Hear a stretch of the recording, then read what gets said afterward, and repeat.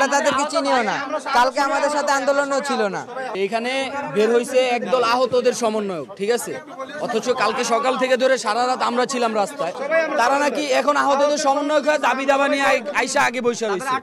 ওরা থাকলে আমরা এখানে মিটিং এ বসবো না, আমরা কাউকে প্রতিনিধি চলবো না। আমরা তাকে এতদিন রাজপথে পাই নাই, আহত নিয়ে সে কোনো কাজ করে না, সে আমাদের কোনো প্রতিনিধি না, সে নিজেকে সমন্বয়ক দাবি করে আর কি ওখানে এসে চেয়ার দখল করে বসে রয়েছে। এর আগে আমরা আসছি সচিবালয়ে, এর আগে আমরা প্রধান উপদেষ্টার অফিসে গেছি, তখন আমরা তাদেরকে দেখিনি। এখন পর্যন্ত ওনারা দেখি নাই, ফার্স্ট দেখতেছি আজকে প্রথম দেখতেছি। শুনবে না, সে 7 দফার দাবি নিয়ে চলে আসছে এখানে।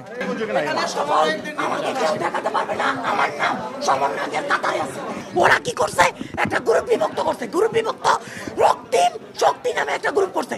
মানে এই গ্রুপটা যে করছো কাদের থেকে, মানে কাদের থেকে পারমিশন নিয়ে এই গ্রুপটা করছো আমি জানতে চাই।